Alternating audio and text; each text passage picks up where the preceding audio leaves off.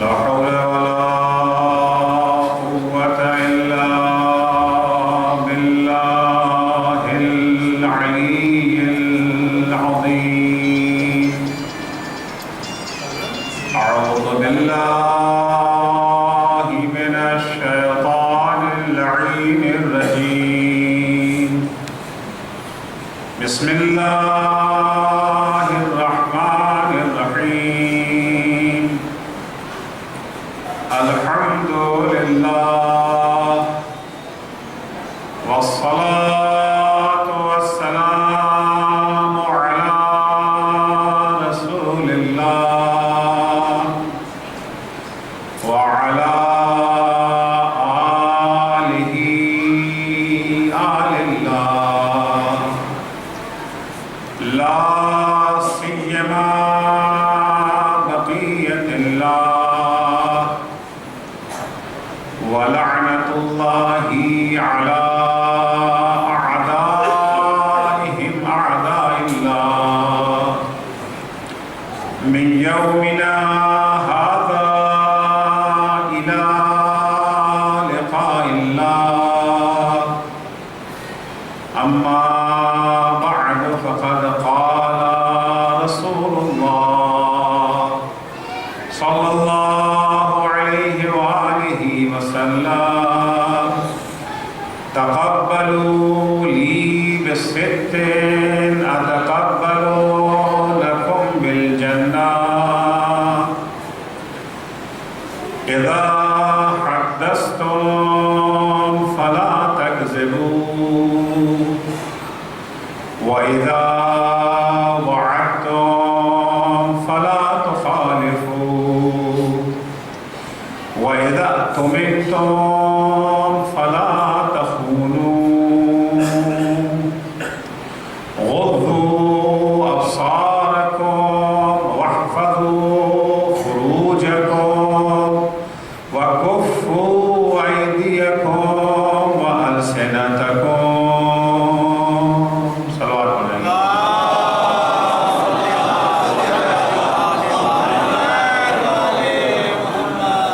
اس سے پہلے کہ میں اپنے عقائدہ کی خدمت میں درخواست پیش کروں، درخواست ہے ایصال ثواب کی مرحوم کے لیے جن کی ایصال ثواب کی مجلس منعقد کی گئی ہے. 5 قرآن، 100 سورہ توحید اور 11 سورہ یاسین اور 1 سورہ فاتحہ کے ذریعے انہیں ایصال ثواب پہنچائیے. ان کا نام ہے عبدالحسن ابن محمد حمید. بسم اللہ الرحمن الرحیم.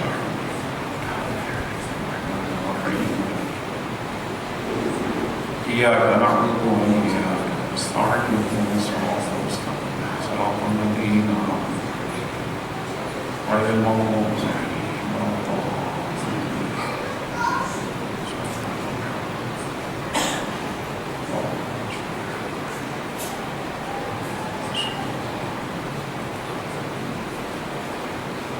عزیزان گرامی،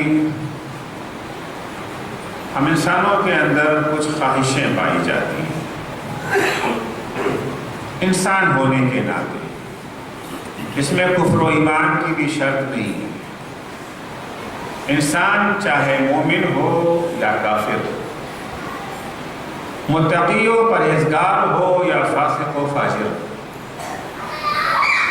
عالم ہو یا جاہل، امیر ہو یا غریب، عورت ہو یا مرد، کسی بھی صنف سے اس کا تعلق ہو، انسان بعنوان انسان.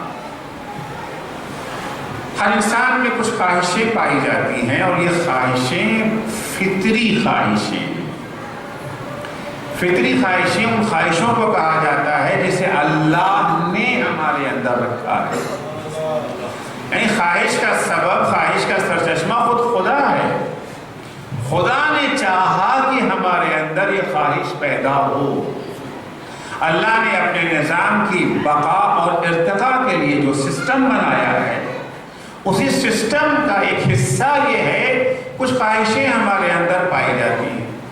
مثال کے طور پر ہر انسان کے اندر خواہش ہوتی ہے، پانی کی خواہش ہوتی ہے، پیاس لگتی ہے اسے، اور فطری خواہشیں سکھانے کی محتاج نہیں ہوتی، یعنی ایسا نہیں کوئی ہمیں سکھائے، کوئی ہمیں بتائے کہ آپ کو پیاس لگی ہے تب ہمیں پتا چلے گا کہ میں پیاسا ہوں۔ ہمیں بھوک لگتی ہے، کھانے کی خواہش ہمارے اندر پیدا ہوتی ہے، یہ خواہش فطری ہے۔ ہم اگر اکیلے اس دنیا میں ہوتے پھر بھی ہمیں یہ پتہ چل جاتا کہ ہمیں کھانے کی خواہش ہے۔ ہاں، کیا کھانا ہے یہ محتاج تعلیم و تربیت، کیا پینا ہے یہ سکھانے کا محتاج ہے، سیکھنا پڑے گا۔ کیا پینا ہے؟ صاف و شفاف پانی پینا ہے، گندا پانی نہیں پینا ہے۔ اگرچہ پیاس دونوں سے بجھ جاتی ہے، گندے پانی سے بھی اور صاف اور شفاف پانی سے بھی پیاس بجھ جاتی ہے۔ تو عزیزوں، کچھ خواہشیں ہیں ہمارے اندر جو فطری ہیں، انہی فطری خواہشوں میں سے 3-4 خواہشیں ہم آپ کی خدمت میں پیش کرنا چاہتے ہیں۔ ایک خواہش یہ ہے کہ ہر انسان یہ چاہتا ہے اس کی زندگی فائدے کی زندگی ہو، گھاٹے کی زندگی کسی کو پسند نہ ہو۔ فائدہ یہ بات الگ ہے، ہو جائے گھاٹا یہ تو ممکن ہے، لیکن پسند کیا ہے کوئی دنیا میں ایسا انسان جو یہ کہے کہ جی مجھے فائدہ نہیں، چلو گھاٹا چاہیے، دکان کیوں کھولی ہے؟ گھاٹے کے لیے۔ کھیت پہ کیوں محنت کر رہے ہو؟ فصل کو تباہ کرنے کے لیے۔ کالج میں کیوں جا رہے ہو؟ دن رات کیوں محنت کر رہے ہو؟ فیل ہونے کے لیے۔ ملے گا کوئی ایسا آدمی؟ ایسا کوئی نہیں ہے۔ ہر طالب علم کی خواہش یہی ہے کہ امتحان میں پاس ہو جائے۔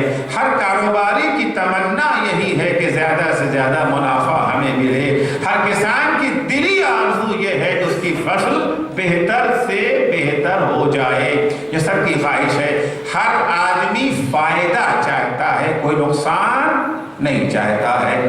ہر انسان کی خواہش یہ ہے کہ اسے زندگی میں سربلندی ملے۔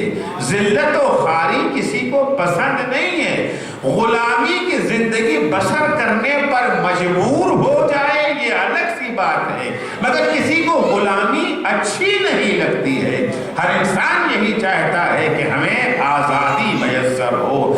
تیسری خواہش انسان کے اندر یہ ہے کہ ہر انسان یہ چاہتا ہے کہ اس کی زندگی ٹینشن فری زندگی ہو، زندگی میں سکون پایا جائے، زندگی میں چین پایا جائے۔ زندگی میں پریشانی کسی کو اچھی نہیں لگتی ہے، ٹینشن بھری زندگی کسی کو گوارا نہیں ہے۔ ہو جائے ٹینشن یہ الگ کی بات ہے، وہ خواہش کیا ہے؟ تو ہر انسان کی خواہش یہ ہے کہ زندگی منافع کی زندگی ہو۔ ہر انسان کی خواہش یہ ہے کہ زندگی سربلندی اور سرافرادی کی زندگی ہو، کسی کے آگے سر جھکانا نہ پڑے۔ ہر انسان کی یہی خواہش ہے کہ زندگی ٹینشن فری زندگی ہو۔ یہ تو مومن ہو یا کافر سب کی آرزو ہے۔ کچھ آرزویں وہ ہیں جو مومنوں سے مخصوص ہیں، مسلمانوں سے مخصوص ہیں، جو خدا اور قیامت پر ایمان رکھتے ان سے مخصوص ہیں۔ یہاں ماشاءاللہ سب وہی بیٹھے ہوئے ہیں۔ ان خواہشوں میں سے ایک خواہش کیا ہے؟ مرنے کے بعد جنت مل جائے۔ مرنے کے بعد ہے کوئی جو کہے ہمیں جنت نہیں چاہیے؟ نہ ملے جنت وہ الگ سی بات ہے، خواہش کیا ہے؟ اگر عمر سعد سے بھی پوچھیں کہ تجھے جنت چاہیے یا جہنم تو کیا جواب دے گا؟ جنت چاہیے۔ شمر سے پوچھیں، وہ شمر جو جنت کی خوشبو بھی نہیں سونگھ سکتا ہے، تمنا تو اس کی بھی یہی نہ ہے کہ ہمیں بہشت چاہیے۔ اگر ہرملہ سے پوچھیں تجھے کیا چاہیے، جواب جنت چاہیے۔ کربلا میں جو امام حسین کے مقابلے میں امام حسین سے جنگ کر رہے تھے، ان کی بھی آرزو جنت ہی تھی۔ عجیب ہے، سردار جوانان جنت کا سر قلم کر رہے ہیں جنت کی آرزو۔ جس وقت عمر سعد نے حملے کا حکم دیا تھا صبح عاشورہ تو کیا کہا تھا؟ پہلا جملہ کیا تھا؟ یا خیل اللہ ارکبی وابشری بالجنہ، اے سپاہیان خدا حملہ کرو حسین پر، تمہیں جنت کی بشارت ہے۔ تو سب کی خواہش یہی ہے نا۔ زندگی میں کیا خواہش ہے؟ زندگی میں خواہش ہے کہ نفع ملے، पुरमनफात जिंदगी हो, टेंशन फ्री जिंदगी हो, सरबुलंदी और सरफराजी की जिंदगी हो, और मरने के बाद जन्नत नसीब हो। ये हमारी ख्वाहिश है ना, ये हमारी तमन्ना है, और ये तमन्नाएं फितरी हैं। फितरी ख्वाहिशें उन्हीं को कहा जाता है जो हर जमाने में हो, हर जगह पर हो, हर दौर में पाई जाए, और सिखाने पढ़ाने की मोहताज न हो। यह ख्वाहिश, जैसे पानी की ख्वाहिश, खाने की ख्वाहिश, ये ख्वाहिशें भी उसी तरह की हैं। और याद रखिएगा, जितनी भी फितरी ख्वाहिशें हैं, किसने रखा है हमारे अंदर? अल्लाह ने रखा है ना। हर ख्वाहिश की तकमील का इंतजाम भी अल्लाह ने किया है। किसी भी फितरी ख्वाहिश को कुचल देने का हमारे यहाँ हुक्म नहीं है। किसी भी फितरी ख्वाहिश को कुचलने का हुक्म नहीं है, क्योंकि अगर खुदा ख्वाहिश रख के कहे कुचल दो, तो ये काम तो अबस होगा ना, लघु और बेहुदा काम होगा। अगर इन ख्वाहिशों की तकमील करना ही नहीं था तो अल्लाह ने हमारे अंदर ये ख्वाहिश रखी ही क्यों है? ख्वाहिश को कुचलना नहीं है, बेलगाम होने से बचाना है। सलावत पढ़ेंगे मोहम्मद वाले मोहम्मद। अल्लाह ने अगर हमारे अंदर पानी की ख्वाहिश रखी है तो पानी पहले पैदा किया, ख्वाहिश बाद में। अगर हमारे अंदर खाने की ख्वाहिश है तो खुराक का बंदोबस्त अल्लाह ने पहले कर दिया, ख्वाहिश बाद में पैदा की है। जितनी भी ख्वाहिशें हैं, तो अजीजों, अगर खुदा ने हमारे अंदर ये ख्वाहिश रखी है हमारी जिंदगी फायदे की हो, घाटे की न हो, तो अल्लाह ने यकीनन वो इंतजाम किया है कि हमें फायदा मिले। अल्लाह ने यकीनन वो इंतजाम किया है कि हमारी जिंदगी टेंशन फ्री जिंदगी हो जाए, हमारी जिंदगी सरफराजी और सरबुलंदी की जिंदगी हो। लेकिन अजीजों, जिस तरह से पानी खुद ब खुद हमारे दहन में पहुंच नहीं जाता है, खाना खुद ब खुद हमारे पेट में आ नहीं जाता है, एक निजाम अल्लाह ने बनाया है, एक सिस्टम अल्लाह ने बनाया है। इस सिस्टम को अगर फॉलो करोगे, इस निजाम को अगर अपनाओगे, तो तुम्हारी प्यास जरूर बुझेगी, तुम्हारी भूख का इंतजाम जरूर होगा। लेकिन अगर उस निजाम को नहीं अपनाया, उस सिस्टम को अगर फॉलो न किया, अल्लाह ने कहा भूख लगती है, हमने तुम्हारी ग़िज़ा के लिए जमीन बना दिया है, जमीन के अंदर रुश्द व नमू की सलाहियत दे दी है, हमने दाना पैदा कर दिया है, एक दाने को 100 दाने में तब्दील होने का इंतजाम भी कर दिया है, खेती के लिए पानी भी बरसा दिया है, सूरज की रोशनी भी तुम्हें दे दिया है। लेकिन हल जोतना तुम्हारा काम है, सिंचाई करना तुम्हारा काम है, फसल को वक्त पे काट लेना तुम्हारा काम है, ग़िज़ा पकने के बाद दहन तक ले जाना ये तुम्हारी जिंदगी। काम के लिए हाथ हमने दे दिया, आंखें हमने दे दी, अक्ल व खरद हमने नवाज दिया, जितना हमें करना था वो हमने कर दिया, बाकी तुम्हारी जिम्मेदारी है। एक सलावत पढ़ेंगे मोहम्मद वाले मोहम्मद। अगर हम उस निजाम को फॉलो ना करना चाहें, नहीं, जब अल्लाह ने ख्वाहिश पैदा कर वही लुकमा हमारे दहन में डाल दे, वही पानी का गिलास हमारे मुंह में ला करके दे दे, तो ये होने वाली चीज नहीं है। जो निजाम, जो सिस्टम अल्लाह ने मुकर्रर कर दिया है, उसे फॉलो करना पड़ेगा। अल्लाह ने कहा तुम्हें पेट की आग बुझाने के लिए गेहूं की जरूरत है, आटे की जरूरत। देखो, हम एक दाने में सलाहियत पैदा कर देते हैं कि ये एक दाना 100 दाने में तब्दील हो जाएगा, बदल जाएगा। लेकिन निजाम क्या है, सिस्टम क्या है? सिस्टम जो अल्लाह ने बनाया है वो ये है, एक दाना 100 दाने में कब तब्दील होगा? जब इसे तुम जमीन के हवाले करोगे। जब तक तुम जमीन के हवाले न करोगे, ये दाना 100 दाने में तब्दील न होगा। इसको जमीन के हवाले करो, इसे खाद दो, इस पर पानी डालो, सूरज की रोशनी पहुंचाओ। ये निजाम अल्लाह ने बनाया है, साइंसदान ने नहीं बनाया है। याद रखेंगे, साइंसदान सिस्टम नहीं बनाता है, जो सिस्टम अल्लाह ने बना दिया है उस सिस्टम को समझ करके किसानों तक पहुंचा देता है साइंसदान। साइंसदान का काम सिस्टम बनाना नहीं है, सिस्टम को समझना उसका काम है। एक सलावत पढ़ेंगे मोहम्मद वाले। अब अगर कोई साहब ये कहे कि मैं सिस्टम को फॉलो नहीं कर, तो बड़ा पुराना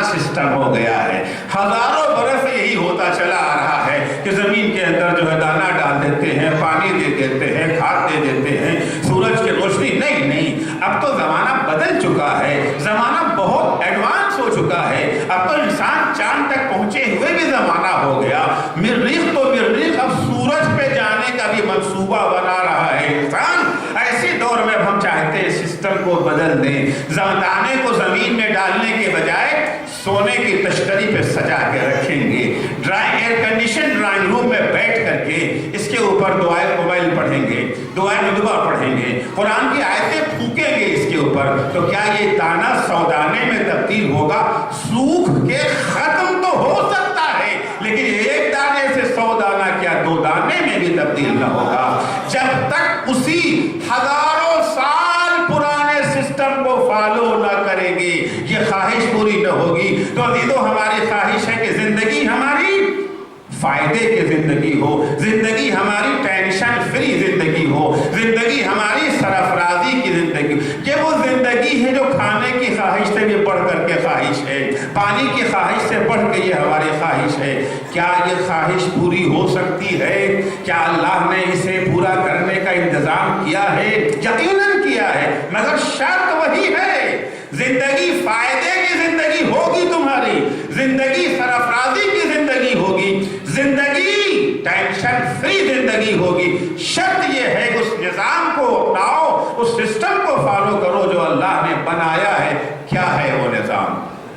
کیا ہے وہ سسٹم؟ اہم بات ہو گئی نا، اہم بات ہو گئی۔ یہ تو وہ بات ہے کہ مسلمان تو مسلمان، کافروں کو بھی اس کی ضرورت ہے۔ یہ نہ کوئی شیعہ کی بحث ہے، نہ کوئی سنی کی بحث ہے، نہ مسلمان کی بحث ہے، نہ ہندو کی بحث ہے، یہ تو جنرل بحث ہے نا، سب کچھ ہے۔ کون انسان ہے جسے زندگی میں فائدہ نہیں چاہیے؟ کون انسان ہے جسے زندگی میں ٹینشن فری زندگی نہیں چاہیے؟ کون ہے جسے سرفرازی اور سربلندی کی زندگی نہیں چاہیے؟ غلامی کسے اچھی لگتی ہے؟ ذرا سا احساس بھی اگر ہونے لگتا ہے کہ ہمیں دبایا جا رہا ہے، ہمیں دبا کے رکھا جا رہا ہے، بے چینی ہو جاتی ہے نا۔ اس طرح کی کیفیت تو پیدا آج دیکھتے ہوں گے، جگہ جگہ جب آپس میں بیٹھتے ہیں تو گفتگو تو ہو رہی ہے نا، بھائی ہمارے ساتھ کیا ہو رہا ہے، یہ تو بڑی زیادتی ہو رہی ہے کہ نہیں ہے؟ احساس پیدا ہو رہا ہے کہ نہیں ہو رہا ہے؟ لیکن عزیزو، یہ صرف احساس پیدا ہونا تو اچھی بات ہے، لیکن ایک دوسرے سے بیان کر دینے سے کوئی مقصد حاصل نہیں ہوتا۔ اگر غلامی آپ کو اچھی نہیں لگتی ہے، اگر آپ کو سرفرازی چاہیے، اگر آپ کو سربلندی چاہیے، اس سسٹم کو تلاش کیجئے جو اللہ نے سرفرازی کے لیے مقرر کیا ہے۔ اپنی طرف سے سسٹم بنانے کی کوشش نہ کیجئے گا۔ کبھی کبھی بعض لوگ کہتے ہیں بھائی ہمارے تو مقدر میں غلامی ہے، کیونکہ ہم تو اقلیت میں، ہم تو تھوڑے سے ہیں۔ ہماری اگر اکثریت ہوتی تو ہم سرفرازی کی زندگی بسر کرتی۔ کس نے کہہ دیا؟ پہلی بات تو ہے کہ ہم اقلیت میں نہیں ہیں۔ کون کہتا ہے کہ ہم اقلیت میں ہیں؟ ہم اقلیت میں نہیں ہیں۔ کہیں صاحب اقلیت میں ہیں کیوں نہیں؟ زیادہ سے زیادہ ہماری آبادی ہندوستان کے اندر 25% آبادی ہے، مسلمانوں کی زیادہ سے زیادہ آبادی 25%، وہ 75، ہم 25 تو 25 تو اقلیت ہے نا۔ آپ نے گنتی کے بنیاد پر کہہ دیا کہ ہم اقلیت میں ہیں، لیکن ذرا سا آپ یہ دیکھیں کہ ایک مسلمان اگر مسلمان ہے، ایک مسلمان اگر مسلمان، وہ مسلمان جس کا تعارف قرآن مجید میں کرایا ہے، ایک مسلمان میں طاقت ہوتی کتنی ہے؟ بھائی دیکھیے، 2 سال کا بچہ بھی تو ایک ہی کہلاتا ہے نا۔ 2 سال کا بچہ بھی ایک ہے اور 20 برس کا جوان بھی گنتی کے لحاظ سے تو ایک ہی ہے نا۔ کیا دونوں کی طاقت برابر ہے؟ 10 بچے ایک طرف، ایک جوان ایک طرف، کامیاب کون ہوگا؟ غلبہ کسے ملے گا؟ 10 بچوں کو یا ایک جوان کو؟ 2 برس کے 10 بچے آپ نے لا کے کھڑے کر دیے اور ایک 20 برس کا جوان، غلبہ کسے ملے گا؟ جیت کس کی ہوگی؟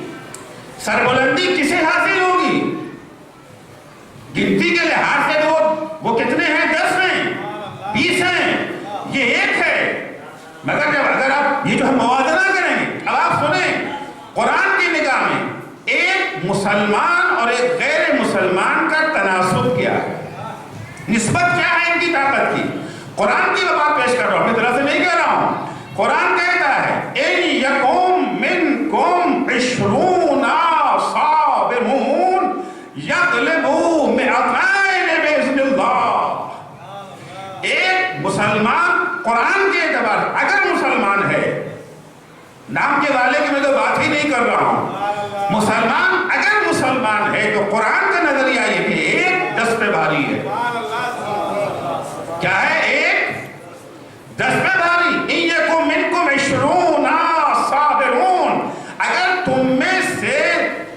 20 ثابت قدم ہوں.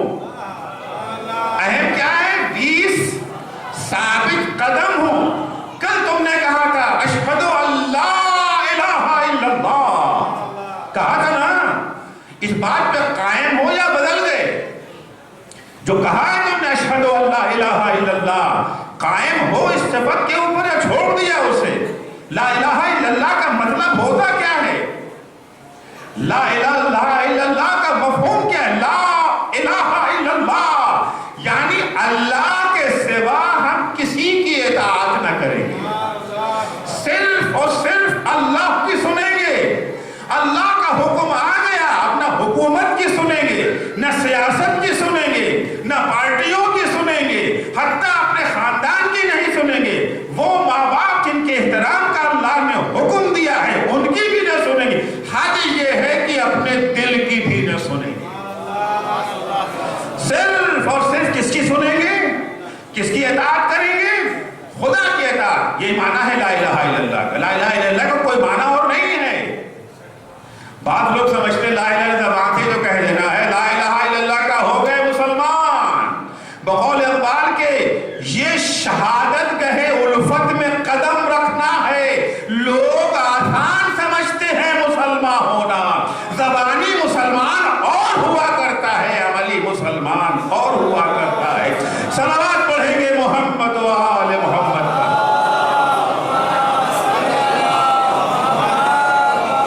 دیکھیں ابھی آگے جگہ اچھی خاصی موجود ہے اور پیچھے کا حصہ یہ تقریباً بھر چکا ہے اور ابھی لوگ ماشاءاللہ آتے ہی رہیں گے. ظاہر سی بات ہے ابھی مجلس ختم ہونے میں کافی وقت ہے، آ ہی جائیں گے لوگ.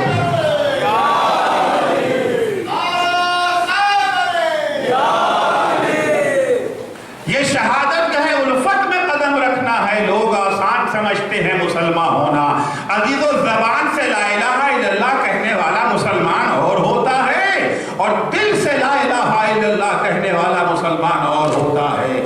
وہ کربلا میں دو لشکر تھا. ایک وہ تھے جن کی زبان پہ لا الہ الا اللہ تھا اور ایک وہ تھے جن کے دلوں سے لا الہ الا اللہ کی آواز اٹھتی. ایک ثابت قدم لا الہ الا اللہ اور ایک زبان سے دعویٰ کر کے میدان سے بھاگ جانے والا لا الہ الا اللہ. ایکم منکم 20 صابرون یغلبوا 200. قرآن کہہ رہا، میں نہیں کہہ رہا ہوں. اگر تمہارے اندر 20 ثابت قدم ہوں گے تو 200 پہ بھاری ہوں گے. کیا تناسب ہوا؟ تناسب کیا ہے؟ ایک 10 کا تناسب ہے نا اور ہم کتنے ہیں؟ ایک 4 ہے نا. ہمارا تناسب کیا ہے؟ تو ہم اقلیت میں ہیں کہ اکثریت میں ہیں؟ عزت سرفرازی کا معیار اگر غلامی کی زندگی سے بچنا چاہتے ہیں اسی سسٹم کو فالو کرنا پڑے گا جو اللہ. کیا ہے وہ سسٹم؟ میں آج کے مجلس میں یہی بیان کرنا چاہتا ہوں. وہ نظام کیا ہے؟ قرآن نے کیا سکھایا ہے ہمیں؟ اہل بیت نے کیا سکھایا ہے ہمیں؟ الحمدللہ یہ صدقہ ہے اہل بیت اطہار علیہ السلام کا.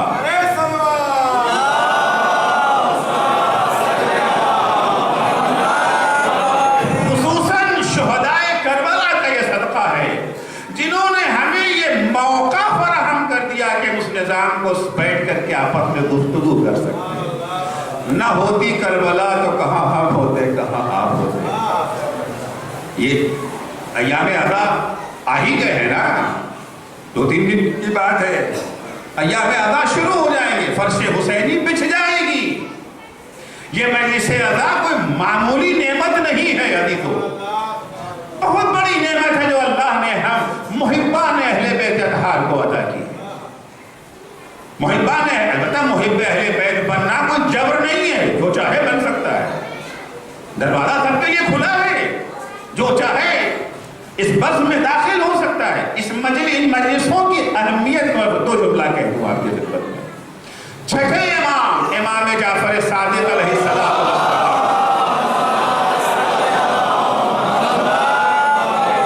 فرماتے انی احب تلک المجالس. اے میرے شیعو، ہمیں ان مجلسوں سے محبت ہے. انی احب ریحکم و ارواحکم. اے مجلس میں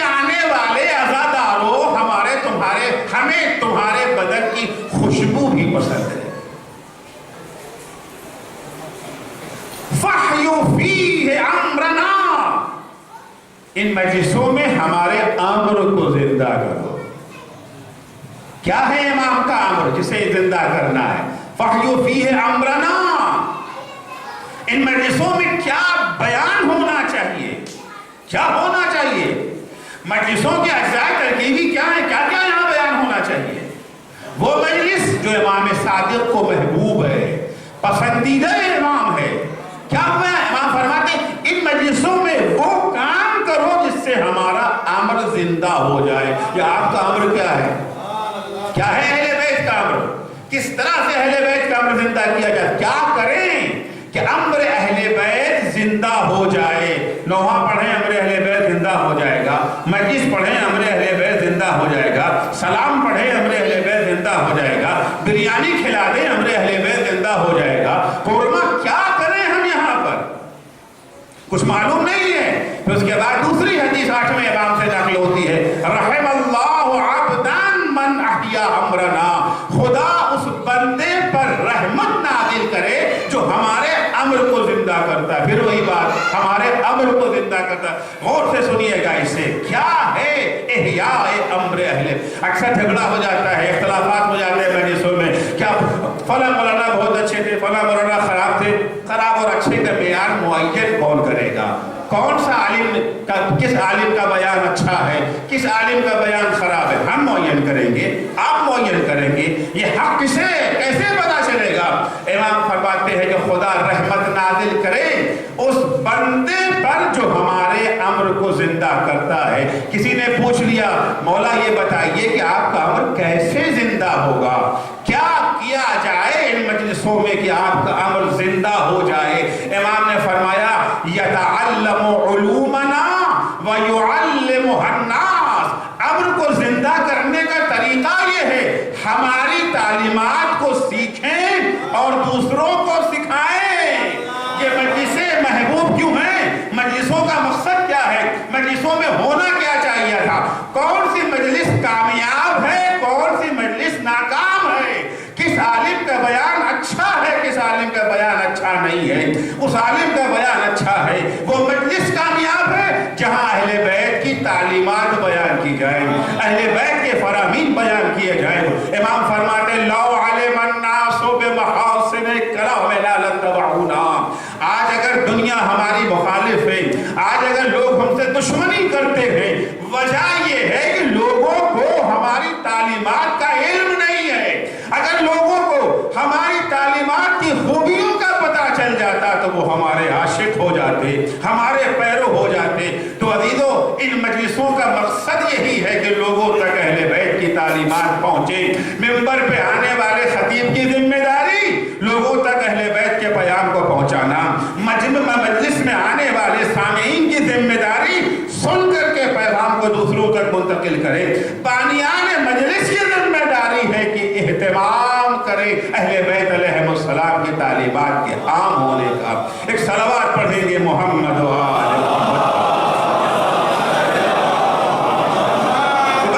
یہ وہ مجلسیں ہیں جہاں ہم اس نظام کو سمجھ سکتے ہیں، اس سسٹم کو سمجھ سکتے ہیں جس کے ذریعے زندگی پرمنفعت زندگی بن سکتی ہے، زندگی سرفراز زندگی بن سکتی ہے، غلامی سے نجات مل سکتی ہے، زندگی ٹینشن فری زندگی بن سکتی ہے. تو سنیے کیا فرمایا ہے قرآن نے، کیا فرمایا ہے سرکار ختمی مرتبت نے، کیا فرماتے ہیں ائمہ اہل بیت علیہم السلام. قرآن کی آیت پہلے آیت خدمت میں پیش کرنا چاہتے ہیں. ہماری پہلی خواہش کیا تھی؟ زندگی فائدے کی زندگی، گھاٹے کی زندگی ہمیں نہیں چاہیے. البتہ یاد رکھیے گھاٹا اور فائدے کا تعین ایک دن میں نہیں ہوتا. فائدے اور گھاٹے کا تعین ایک دن میں نہیں ہوتا ہے. دکاندار نے آج دکان کھولا، آج گھاٹا ہوا، کل فائدہ ہوا، آج پھر فائدہ ہوا، پھر گھاٹا ہوا. اس سال کے آخر میں حساب کیا جاتا ہے نا، جب بیلنس شیٹ بنتی ہے تب حساب کیا جاتا ہے کہ بزنس گھاٹے کا ہے یا فائدے کا ہے. بچہ اسکول میں جاتا ہے، ویکلی ٹیسٹ ہوتا ہے، ویکلی ٹیسٹ میں اگر بچہ پاس ہو گیا، اس ہفتے بھی پاس، اس ہفتے بھی پاس، اس ہفتے بھی پاس، اسے کامیابی نہیں کہتے. سالانہ امتحان میں اگر پاس ہو جائے تو اسے کامیابی کہا جاتا ہے. یہی ہے نا، نفع و نقصان کا حساب ایک دن میں نہیں کیا جاتا ہے. انسان جب دنیا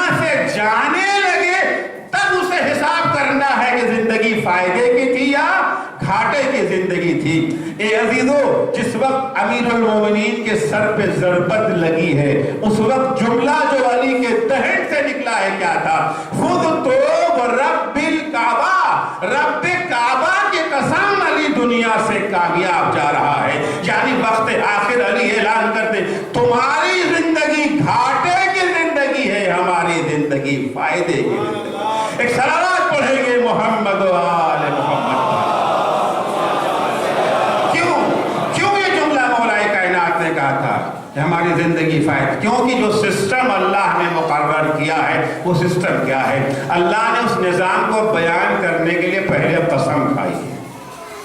अल्लाह मोहताज कसम नहीं है, कसम की जरूरत उन्हें पड़ती है जिनकी गुफ्तगू में सच और झूठ दोनों का इम्कान होता है।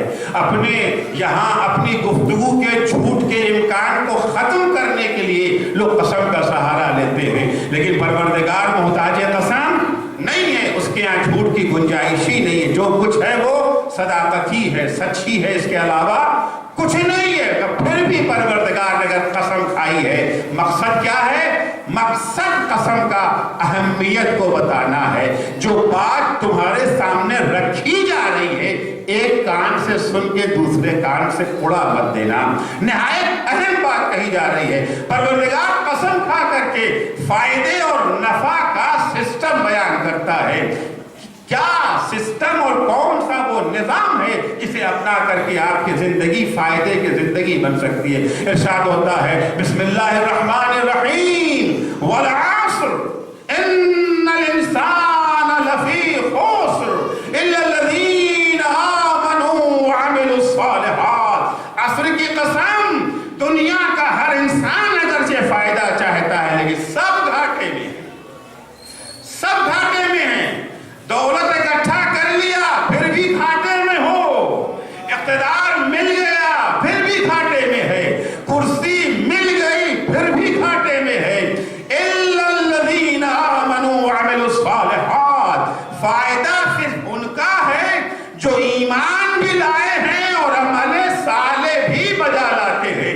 जो अल्लाह ने सिस्टम पेश किया, जो निजाम पेश किया, उसके दो हिस्से हैं, दो जुज हैं। एक जुज का नाम ईमान है, दूसरे जुज का नाम अमल साले है। अगर ईमान नहीं है, अमल साले अगर कोई बजा लाता है, बगैर ईमान कामयाबी नहीं मिलेगी।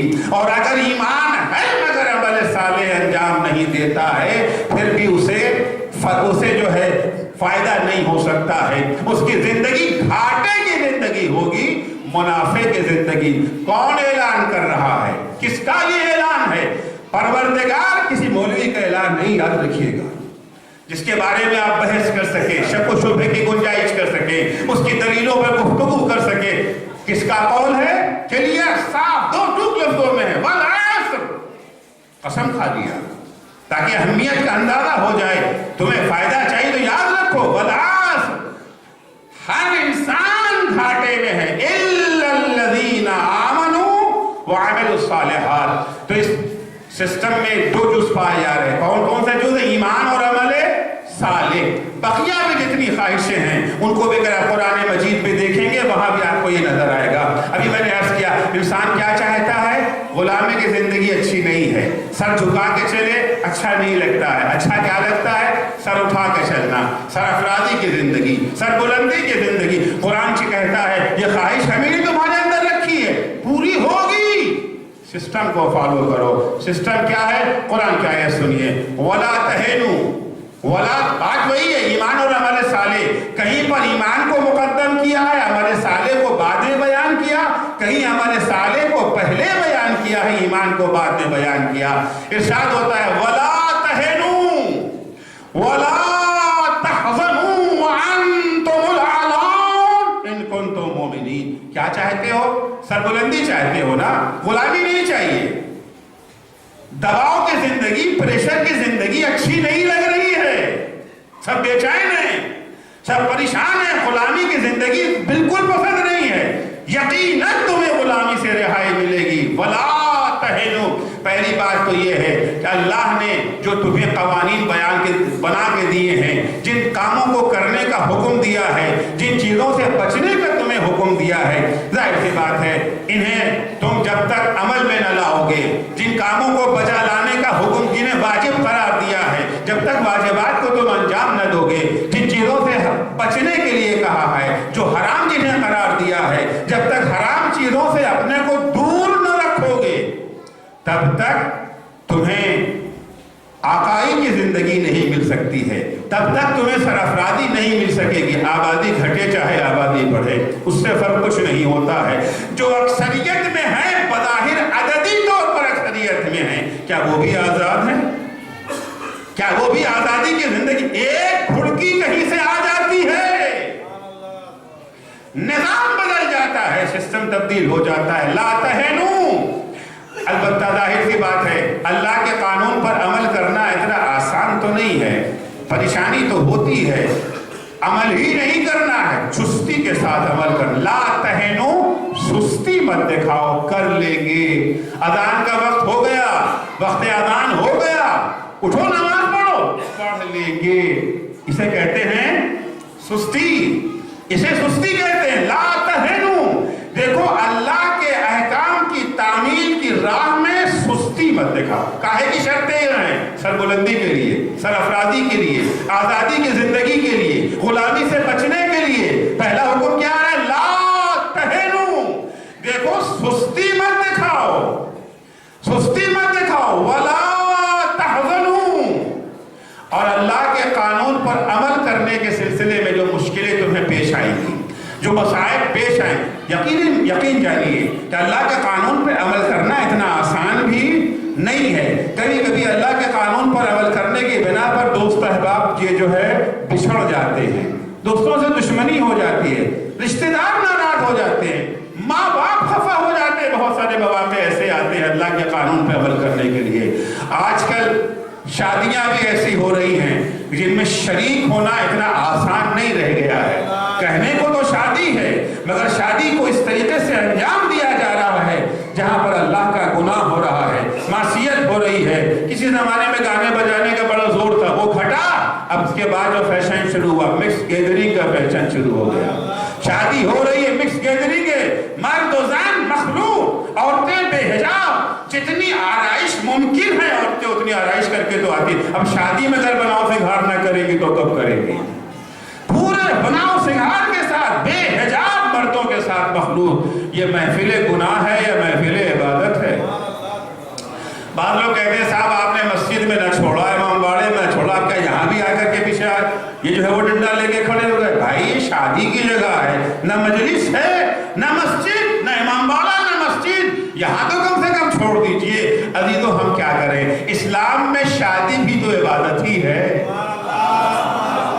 وہ اور ہوں گے جن کے ہاں شادی تفریح کا نام ہے، اسلام شادی کو بھی عبادت سمجھتا ہے۔ مثال دے دوں آپ کو، کنوارا اگر نماز پڑھتا، ایک رکعت نماز پڑھا، ثواب کتنا ملے گا؟ ایک رکعت کا۔ کنوارا ایک رکعت نماز اگر پڑھتا ہے تو ایک رکعت کا ثواب، اور شادی شدہ اگر ایک رکعت پڑھتا ہے تو کتنے رکعت کا ثواب؟ 70 رکعت کا ثواب۔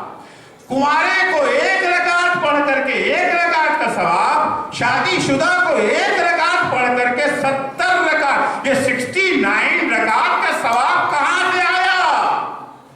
اس کا سرچشمہ کیا ہے؟ شادی کے سوا کوئی اور چیز ہے تو شادی ہمارا تفریح نہیں ہے، کسی اور کے ہاں تفریح ہوگی، ہمارے ہاں شادی عبادت ہے۔ عزیزو 4 مواقع ایسے ہیں جب اللہ دعاؤں کو قبول کرتا ہے۔ ایک موقع تب ہے جب خانہ کعبہ کا دروازہ کھلتا ہے۔ کس کو دیکھنا نصیب ہوتا ہے؟ کس کو دیکھنا نصیب ہوتا ہے جب خانہ کعبہ کا دروازہ کھلتا ہے؟ شاید ہی کچھ ایسے افراد ہوں گے جنہوں لوگ کہیں کہ میں نے دیکھا ہے، ورنہ کوئی، ہم بھی گئے تھے حج کرنے کے لیے، ہم نے جب دیکھا دروازہ بند ہی دیکھا، کھلا دروازہ تو نہ دیکھا۔ تو ایک موقع وہ ہے جب خانہ کعبہ کا دروازہ کھلتا ہے۔ دوسرا موقع وہ ہے جب نکاح پڑھا جاتا ہے۔ نکاح کا ہنگام عبادت کا ہنگام ہے، خدا سے دعا کرنے کا موقع ہے۔ یہ وہ موقع ہے جب بندے پر خدا اتنا مہربان ہوتا ہے، اس موقع پر جو دعا بندہ مانگتا ہے خدا قبول کر لیتا ہے۔ مگر ہم نے اس مقدس لمحات کو بھی گناہوں کے نذر کر دیا۔ اب ظاہر سی بات ہے محفل گناہ ہے، کیا کریں، جائیں کہ نہ جائیں؟ گانے باجے کا بھی انتظام ہے اور کچھ نہیں تو مکس گیدرنگ تو ہے ہی. محفل گناہ ہے یا نہیں ہے؟ محفل گناہ، جائیں کہ نہ جائیں؟ بھائی وہ بڑے قریبی دوست کا ہے، کزن کی شادی ہے، چچا ناراض، لیکن نہ جائیں گے تو ناراض تو ہوں گے نا، خفا تو ہو جائیں گے. بھائی کی شادی ہے، بہن کی شادی ہے، قریبی رشتہ دار کی شادی ہے، کیا کریں؟ اگر شادی میں شریک ہوتے ہیں تو محفل گناہ ہے، نہ شریک ہوتے. اچھا وہاں جانا کیسا ہے؟ ہم اپنی طرف سے تو گناہ نہیں کر رہے ہیں، مگر ہے محفل گناہ. محفل گناہ میں بیٹھنے کا اسلام میں کیا حکم ہے؟ بس ایک حدیث سن لیے. چھٹے امام جعفر صادق علیہ السلام امام فرماتے ہیں لا ينبغي، غور سے سنیے گا حدیث کو، لا ينبغي لامرئ مسلم ان یجلس مجلسا یعصی اللہ فیہ وہو لا یقدر علی تغییرہ. ایک مسلمان کو یہ سزاوار نہیں ہے، اس کے لیے جائز نہیں ہے اس بزم میں بیٹھے جہاں اللہ کا گناہ کیا جا رہا ہو اور اس کے اندر اس محفل گناہ کو تبدیل کرنے کی طاقت نہ ہو. ایک صاحب ایسے ہیں جیسے ہی اس بزم میں آ جائیں گے فوراً ساری عورتیں جو ہے جا کر لیں گی، ان کو دیکھتے ہی فوراً گانا بجانا بند ہو جائے گا. محفل گناہ ان کے آنے سے محفل عبادت میں تبدیل ہو جائے گی.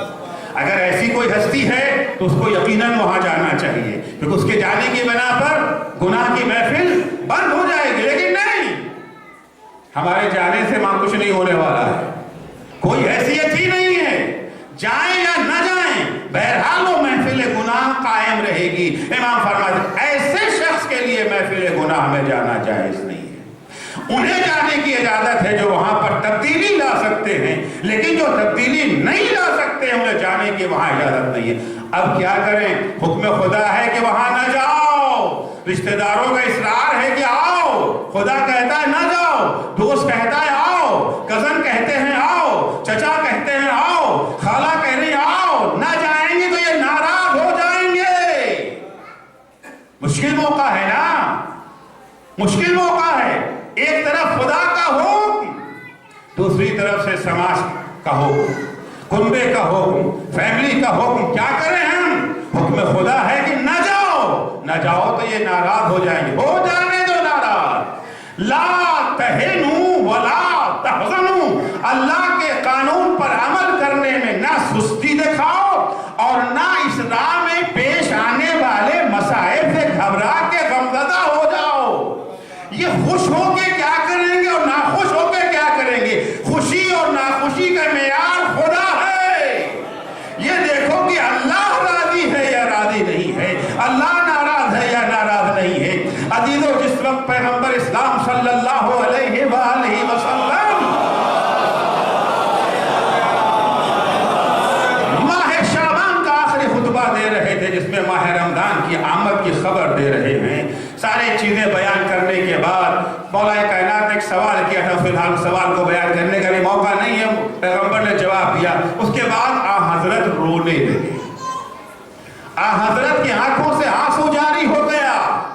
امیر المومنین پیغمبر سے رونے کا سبب پوچھتے ہیں. ما یبکی کا یا رسول اللہ، یہ اللہ کے رسول یہ بتائیں کہ آپ رو کیوں رہے ہیں، رونے کا ریزن کیا ہے، رونے کا سبب کیا ہے؟ حضرت جواب دیتے علی مجھے وہ منظر دکھائی دے رہا ہے، یہی مہینہ ہوگا جب تمہارے سر پر شقی ترین شخص تلوار لگائے گا اور تمہاری داڑھی تمہارے خون سے سرخ ہو جائے گی.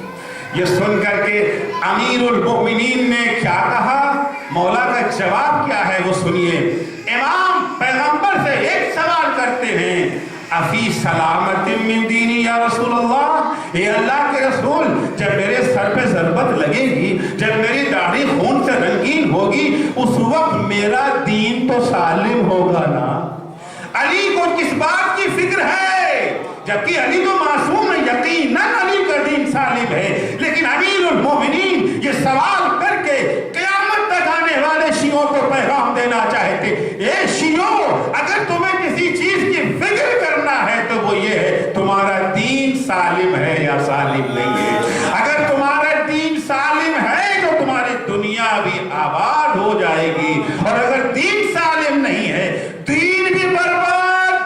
بھی برباد ہو جائے گی.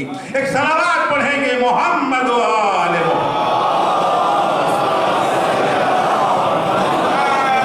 درس کربلا کیا ہے؟ محرم آ رہا ہے نا. کیا ہے پیغام کربلا؟ اے عزیزو، کربلا میں کچھ وہ تھے جنہیں اپنی دنیا آباد کرنے کی فکر تھی، دین کی پرواہ نہ تھی. کچھ وہ تھے جنہیں دین کو آباد کرنے کی فکر تھی، دنیا کو وہ ٹھوکر مار رہے تھے. ایک کا نام حر ہے، ایک کا نام حرملہ ہے. حرملہ نے دین کو ٹھکرا کر کے دنیا کو اپنانا چاہا، حر نے دنیا کو ٹھکرا کر کے دین کو آباد کرنا چاہا. آج حر کی دنیا بھی آباد ہے، دین بھی آباد ہے. ایک صلوات پڑھیں گے محمد و آل محمد.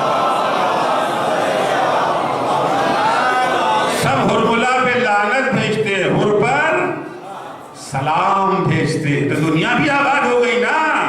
سب کہتے ہیں حرملہ مرد آباد، حر زندہ آباد. ہے یا نہیں؟ دنیا بھی آباد، دین بھی آباد ہے. قرآن کہتا ہے تمہیں سرافرادی چاہیے، سربلندی چاہیے. کیا ہے فارمولہ؟ لا تہنو. حکم خدا پہ عمل کر، عمل صالح بجا لانا ہے، مگر بجا لانا ہے سستی کے ساتھ نہیں، چستی کے ساتھ. کام پر وقت کرنا ہے. ناوقت عمل سے کوئی فائدہ ہی نہیں نہ ہوتا ہے. امیر المومنین کا شکوہ اپنے زمانے والوں سے یہی تو تھا نا. مولا کہتے چلو میدان جنگ میں چلو، معاویہ کی فوجیں للکار رہی ہیں. مولا ابھی تو بڑی گرمی ہے، ٹھنڈک ہو جائے پھر چلیں گے. پھر جانے کا فائدہ کیا ہے؟ یا ابھی تو بہت سردی ہے، ابھی تو فصل کاٹنے کا وقت ہے. فصل کے وقت نکل گیا تو پھر کوئی اس کا فائدہ نہیں رہتا ہے. لا تہنو، سستی مت کرو. جو وقت ہے، مجلس کا وقت اگر معین ہو گیا 8 بجے تو 8 بجے پہنچ جائیے. 8:30 بجے آ تو گئے مگر سستی ہے. بہت سارے افراد کربلا پہنچے تھے مگر لیٹ پہنچے تھے. اس وقت آئے ہیں جب حسین ابن علی شہید ہو چکے تھے، جب خیموں میں آگ لگ چکی تھی. ہے کاش یہ وقت پر آ گئے ہوتے. بھائی توابین تو اٹھے ہیں نا. توابین امام حسین شہید ہو گئے تو انہوں نے کوفے میں انقلاب کیا کہ نہیں کیا؟ توابین نے سلیمان ابن سورت خزائی کی قیادت میں 5000 افراد اٹھے. کاہے کے لیے؟ انتقام خون حسین کے لیے. اور جب حسین بلا رہے تھے، اگر وقت پہ آ گئے ہو، آئے تو مگر لیٹ آئے نا. آئے مگر لیٹ آئے.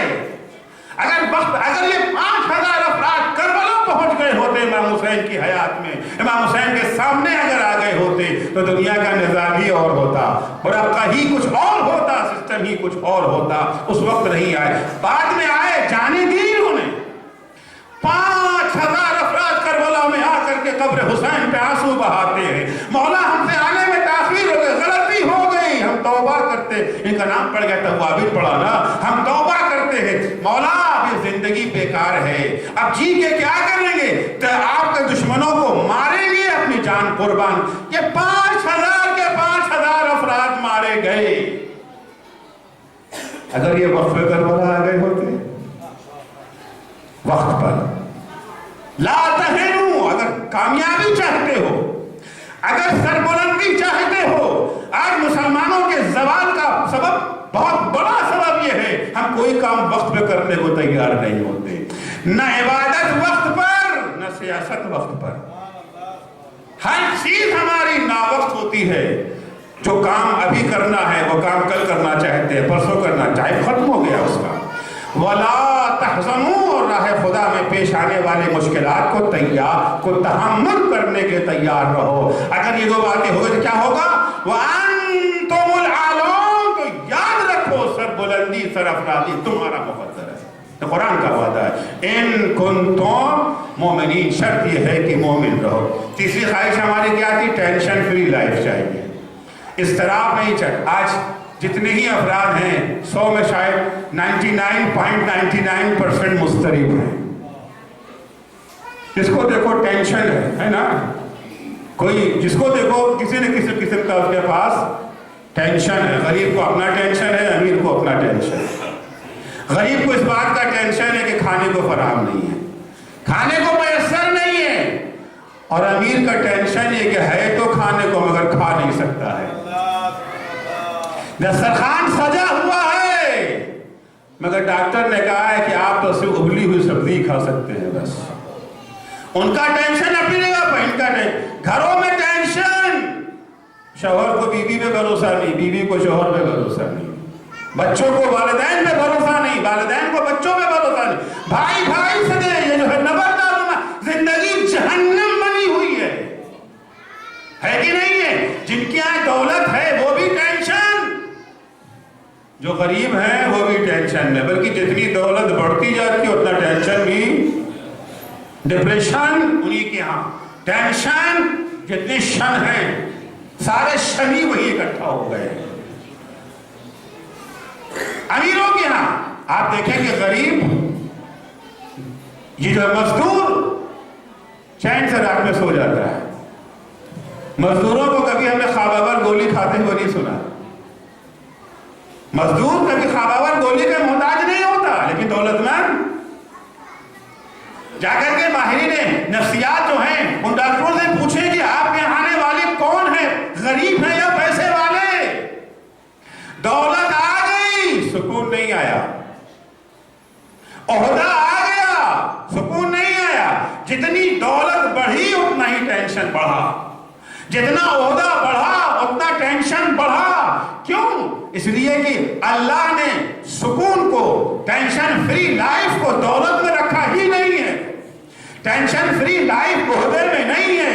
کس چیز میں ٹینشن فری لائف ہے؟ قرآن کی آیت سنیے، ارشاد ہوتا ہے من عمل صالحا من ذکر او انثی وہو مومن.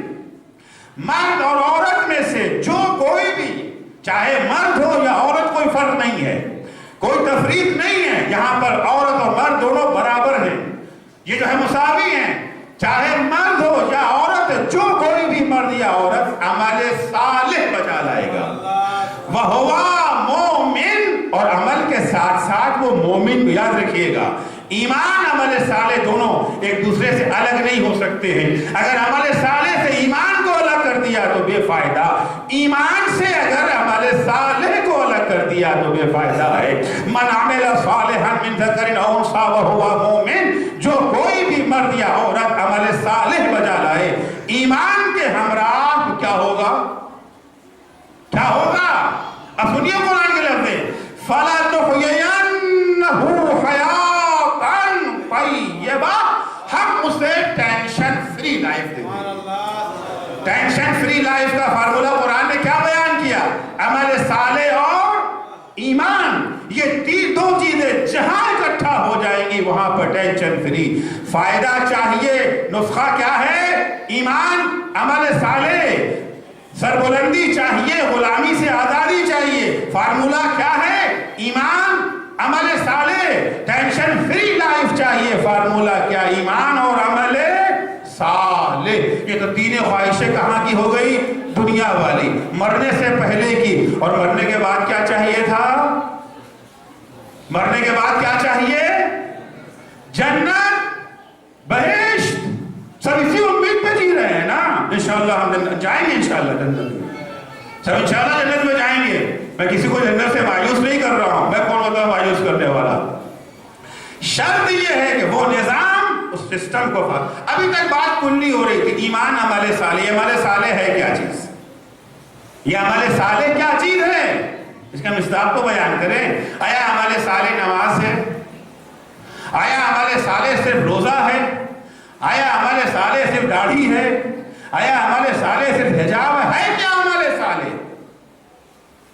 وہ عمل صالح جو ہمیں مرنے کے بعد جنت تک پہنچا سکتا ہے. چلو زندگی تو جیسے تیسے کٹ گئی، محدود زندگی ہے، چند دنوں کی زندگی ہے، مگر جو ابدی ہمیشہ کی زندگی ہے، کیونکہ دنیا میں کتنا جن ہوتی ہے جو 100 برس ریکارڈ اگر توڑنا چاہا، جن فوق میں اگر نام لکھانا چاہا 100 برس جی گئے، ورنہ 60 70 80 انہی کے حدود میں زندگی ہماری ہے نا. اور وہاں کی زندگی کتنی ہے؟ مرنے کے بعد والی. مرنے کے بعد زندگی تو ختم نہیں ہوتی ہے، اصلی زندگی کا آغاز تو مرنے کے بعد شروع ہوتا ہے. یہ تو تمہیدی زندگی ہے، مقدمہ حیات ہے، حیات نہیں ہے. یہ اصل زندگی مرنے کے بعد ہے. وہ کتنے برس کی ہے؟ 100 سال، 1000، لاکھ، کروڑ، ارب، کھرب، گنتیاں ختم ہو جائیں گی وہاں کے زندگی ختم نہ ہوگی. ابدی زندگی، دائمی زندگی، ہمیشہ کی زندگی. وہاں کی زندگی چین سے کٹے سکون ادا اہم ہے نا. اس زندگی میں ہمیں کیا چاہیے؟ جنت. جنت اس جگہ کا نام ہے جہاں کوئی تکلیف نہیں، جہاں کوئی ٹینشن نہیں، آرام ہی آرام. وہاں کے لیے عمل صالح. سرکار ختمی مرتبہ حضرت محمد مصطفیٰ صلی اللہ علیہ وآلہ وسلم فرماتے تمہیں جنت چاہیے، ہم تمہیں جنت کی گارنٹی دیتے ہیں. ہم تمہیں ضمانت بہشت دیتے ہیں، ہم تمہیں جنت میں لے جائیں گے. گارنٹی ہماری طرف. کس کی گارنٹی؟ یہ کسی مولوی کی گارنٹی نہیں ہے، رسول کی گارنٹی ہے. وہ رسول جو اپنی طرف سے کچھ کہتا ہی نہیں، رسول کی نہیں ہے، یہ خدا کی ضمانت ہے نا. فرماتے تقبلوا لی بصدق اتقبل لکم بالجنہ. تم ہمیں 6 چیزوں کی ضمانت دو، ہم تمہیں جنت کی ضمانت دیتے ہیں. سنیں عمل صالح کے کچھ مصادر. کیا ہے وہ عمل صالح؟ نماز و روزہ و زکوٰۃ تو ہے ہی، لیکن اسلام صرف نماز و روزہ و زکوٰۃ و داڑھی اور حجاب تک محدود نہیں ہے. اصل دین کیا ہے اسے سنیے، اصل اسلام کیا ہے اسے سنیے. نماز تو پڑھنا ہی پڑھنا ہے، تو واجب ہے ہی اپنی جگہ کے اوپر. حضور فرماتے ہیں اگر تمہیں جنت چاہیے، جنت کی ضمانت ہم تمہیں دیتے ہیں، تم ہمیں 6 چیزوں کی ضمانت دے دو. 6 چیز. پہلی چیز اذا حدثتم فلا تکذبوا. جب کبھی بولو تو جھوٹ نہ بولو. کاہے کے لیے؟ امام نے کیا فرمایا تھا؟ لو علم الناس بمحاسن کلامنا لاتبعونا. اگر لوگوں کو ہماری تعلیمات کی خوبیوں کا پتہ چل جائے تو ہمارے پیرو ہو جائیں گے. بتائیے کہ اسلام کیا ہے؟ اسلام کو فقط نماز و روزوں و داڑھی اور حجاب تک محدود کر دیا، وہ بات نہیں پیدا. پورے دین کو بتائیے، پورے اسلام کو بتائیے. حضور فرماتے ہیں اذا حدثتم، اگر جنت چاہیے، جنت میں جانے کی پہلی شرط اذا حدثتم فلا تکذبوا. جب کبھی زبان کھولو تو سچ بولو. نہیں، سچ بولنا کوئی ضروری نہیں ہے. سچ بولنا کب ضروری ہے؟ جب بولو. نہیں بولنا چاہتے ہو، اگر سچ نہیں بولنا ہے تو نہ بولو، گونگے ہو جاؤ. کیونکہ جس زبان سے تم بولنا چاہتے ہو تمہاری پراپرٹی نہیں ہے. یہ زبان اللہ کی امانت ہے تمہارے پاس. اس کی امانت کو اگر یوز کرنا چاہتے ہو تو وہی یوز کرو جہاں سچ بولنا ہو. مطلب چپ رہو، نہ بولو، ٹھیک ہے. تم اگر نہیں سچ بولنا چاہتے ہو تو جبر نہیں ہے، مگر زبان کا استعمال پھر مت کرو. اذا حدثتم فلا تکذبوا. عجیب ہے، پہلی شرط پیغمبر کیا بیان کر رہے ہیں؟ جھوٹ نہ بولو. جبکہ ہمارے ہاں تو جھوٹ کو اتنا بڑا گناہ نہیں ہے. عملاً ہمارے معاشرے میں، ہمارے سماج میں، ہمارے ہاں تو جھوٹ بولنا جتنا آسان پانی پینا ہے نا، اس سے زیادہ آسان جھوٹ بولنا ہے. اور مشکل ہے جھوٹ بولنا. صبح سے شام تک کتنے ہی جھوٹ. نہیں، وجہ کیا ہے؟ وجہ یہی ہے کہ تعلیمات کو بیان نہیں کیا جاتا. آپ دیکھیں قرآن مجید اٹھا کر کے دیکھیں، ایمان اور جھوٹ ایک جگہ جمع نہیں ہو سکتے. جہاں جھوٹ ہے وہاں ایمان نہیں ہے. میں بھی قرآن کی آیت پیش کروں گا. جہاں جھوٹ ہے وہاں ایمان نہیں ہے، اور جہاں ایمان ہے وہاں جھوٹ نہیں ہے. ہم نے سمجھ لیا کہ ایمان تو ہے لا الہ الا اللہ محمد رسول اللہ. مجلس میں آ گئے، کالا کپڑا پہن لیا، ماتم کر لیا، نوحہ کر لیا، ہم سے بڑا مومن کون ہے؟ ہم یہ سمجھ رہے ہیں نا. اور قرآن یہ نہیں کہتا، رسول خدا یہ نہیں کہتے، امام حسین یہ نہیں کہتے. نہ وہ خدا جو مالک بہشت ہے، اور نہ وہ حسین جو سردار بہشت ہے. یہ دونوں اس چیز کو تو ماننے کو تیار ہی نہیں ہے. قرآن کی آیت سنیے، جھوٹ کون بولتا ہے؟ انما یفتری الکذب الذین لا یؤمنون بآیات اللہ واولئک هم الکاذبون. قرآن کے انما کا معنی تو آپ سب جانتے ہیں نا. ہمارا شیعہ مجمع انما سے واقف، انما یرید اللہ لیذھب عنکم الرجس اہل البیت، ہے نا؟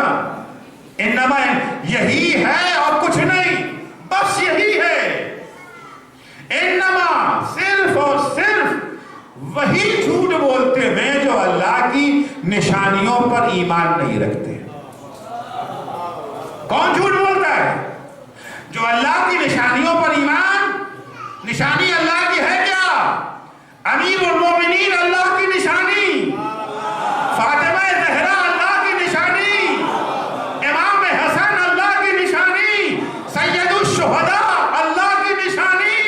ہم اگر علی پر ایمان رکھنے والے ہیں، ہم اگر فاطمہ زہرا پر ایمان رکھنے والے ہیں، ہم اگر سید الشہداء پر ایمان رکھنے والے ہیں، کبھی جھوٹ کے قریب نہیں جا سکتے۔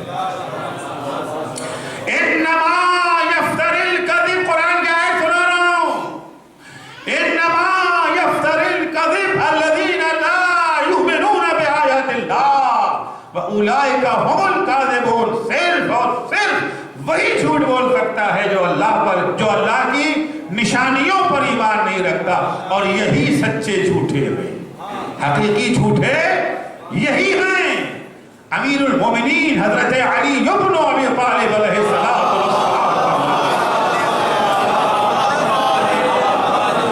مولا فرماتے ہیں لا یجد العبد حقیقت الایمان۔ کون سے مجلس محبوب ہے جو امام جعفر صادق کو؟ جس میں تعلیمات اہل بیت بیان ہو۔ افسوس کی بات نہیں ہے، افسوس کا مقام ہے کہ ہمارے نوجوان جن کی عمر تقریباً 30 برس کی ہے، کوئی ایسا 30 برس کا شیعہ جوان نہیں ہوگا جس نے کم سے کم 1000 مجلسیں نہ سنی ہوں۔ ہے کوئی؟ اب یہ محرم کے ایام آ رہے ہیں، صبح سے شام تک کتنی مجلسیں سن لیں گے؟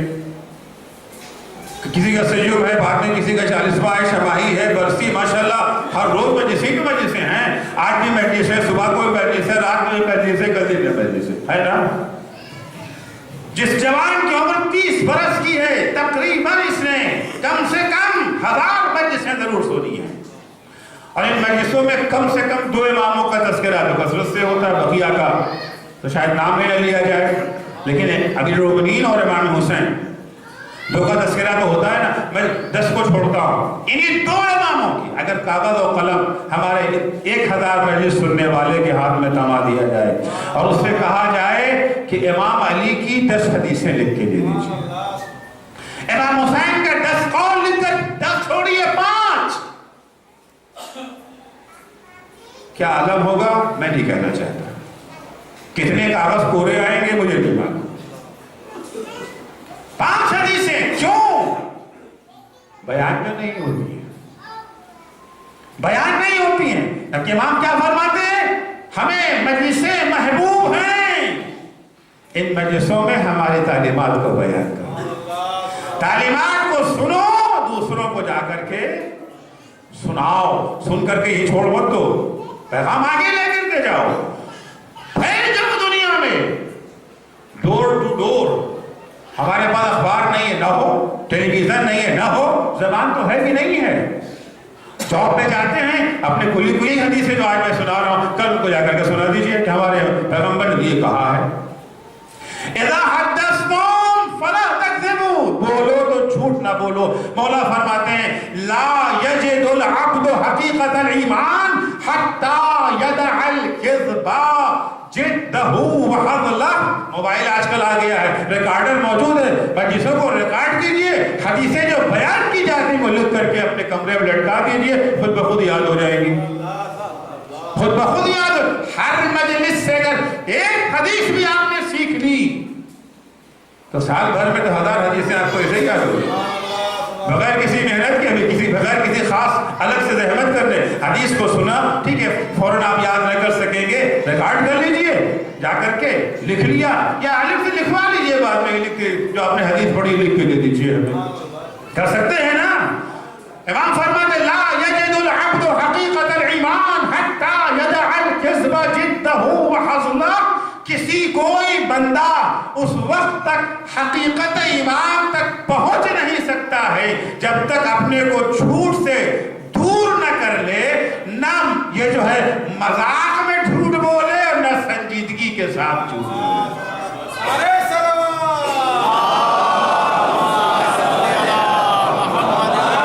کبھی کبھی ایسا ہو جائے ہم نے تو مذاق میں کہا تھا. کس نے کہا آپ کو مذاق میں کہنے کی اجازت ہے؟ کس نے کہا کہ آپ کو مذاق میں کہنے کی اجازت ہے؟ اتنی اہمیت جو کیوں دی جھوٹ کو دی جا رہی ہے؟ جھوٹ کی اہمیت اتنی کیوں ہے؟ اس کی وجہ، اس کا ریزن 11ویں امام حسن عسکری علیہ السلام امام بیان انما پھر یہاں پر انما ہے. انما جعلت الخبائث كلها في بیت واحد. اللہ نے ساری برائیاں، جتنی برائیاں آپ سوچ سکتے ہیں، جتنے کرائم، جتنے جرائم ہیں، سب بلا استثناء سب کو اللہ نے سمیٹ کے ایک گھر میں بند کر کے تالا لگا دیا ہے. چوری گھر میں بند ہے، رشوت گھر میں بند ہے، غیبت گھر میں بند ہے، کسی کو تکلیف پہنچانا گھر میں بند ہے، دل دکھانا گھر میں بند ہے، مردوں کا عورتوں پر ظلم کرنا گھر میں بند ہے، بیویوں کا شوہروں کو ستانا گھر میں، جتنی بھی برائیاں ہیں سب کے سب اللہ نے گھر میں بند کر دیا ہے. تالا اللہ کا لگایا ہوا تالا ہے، توڑ نہیں سکتے اس تالے کو. یہ بہت زبردست سیف ہے، اس سیف میں بند کر دیا ہے اللہ نے. اللہ اگر بند کر دیا ہے تو جرائم دکھ رہے کیوں دنیا میں؟ جرائم تو ہو رہے ہیں نا، بڑھتے ہی جا رہے ہیں، گھٹ تو نہیں رہے ہیں. کرائم میں اضافہ ہی، جتنا قانون بنتا ہے اتنی کرائم میں اور اضافہ ہو جاتا ہے. سرکاریں آتی ہیں کرائم کو ختم کرنے کے لیے، نعرہ لگا کے یہ تو آتی ہے نا، ان کی سرکار میں کرائم کی مقدار اور بڑھ جاتی ہے. کیوں؟ کیا بات ہے؟ اللہ تو بند کر رکھا ہے. ہاں، ہر تالے کی چابی بھی تو ہوتی ہے نا. تالا تو بند ہے، بڑا قیمتی سیف ہے، بڑے سے بڑا چور اسے تالے کو توڑ نہیں سکتا، مگر چابی اگر مل جائے اسے تو پھر تو کھول لے گا نا. فرماتے ہیں انما جعلت الخبائث كلها في بيت واحد وجعل مفتاحها الكذب. اللہ نے سارے جرائم کرائم کو گھر میں بند کر دیا ہے، مگر اس کی چابی جھوٹ ہے.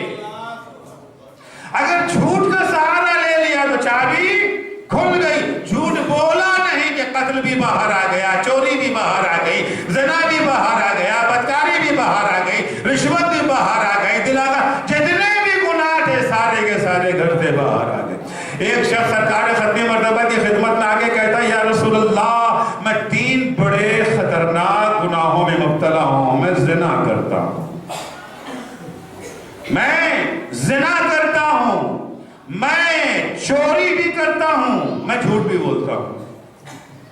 گناہ سے بچنا تو چاہتا ہوں میں. آپ سب کا سب اکٹھا مجھ سے نہیں چھوٹ پاتا. آہستہ آہستہ چھوڑ سکتا. بتائیے کہ پہلا گناہ کون ایسا جسے میں چھوڑوں؟ حضور نے فرمایا کہ جھوٹ بولنا چھوڑ دو. نہیں کہا کہ یہ جو زنا کرنا چھوڑ دو. بظاہر ہم لوگوں کی نگاہ میں تو وہ تو زیادہ برا ہے نا، ہے بھی برا، اچھا نہیں ہے نا برا. ہم سے کوئی پوچھتا کہتے ہاں بھائی تینوں میں سے زنا کرتے تھے، اب زنا کرنا چھوڑ دو. حضور نے کہا جھوٹ بولنا چھوڑ دو. کہا ٹھیک ہے کوئی بات نہیں. آیا گھر میں آیا اور آنے کے بعد سوچا کہ فلاں برا کام کریں.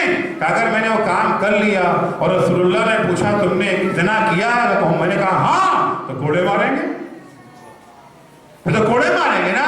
اگر میں چوری کرنے سے کہا اچھا ٹھیک ہے جا کے میں چوری کرتا ہوں. پھر خیال آیا اگر رسول اللہ نے پوچھا تم نے چوری کیا ہے، ہم نے کہا اقرار کر لے گا، ہاتھ تو کٹے گا نا پھر. اور اگر کہہ دے نہیں تو جھوٹ ہو جائے گا. ہم نے تو وعدہ کیا جھوٹ نہیں بولے. جھوٹ نہ بولنے کا جو اس نے ارادہ کیا تو سارے گناہوں سے بچ گیا. صلوات پڑھیں گے محمد و آل محمد. وقت کب رہ گیا ہے میرے پاس؟ وقت رہے گا، وہ قریب آ رہا ہے، لیکن میں جتنا میں آخری منٹ تک لوں گا ٹائم کو. اس کے بعد ارشاد ہوتا ہے دوسرا 6 چیزیں تھی نا، 2 ہی بیان کر پاؤں گا. دوسرا کیا ہے؟ پہلا تھا کہ جھوٹ نہ بول. دوسرے کیا ہے؟ اگر جنت میں جانا نہیں جانا ہے تو کوئی بات نہیں، فریڈم ہے، آزادی ہے بھائی، کوئی زبردستی نہیں ہے.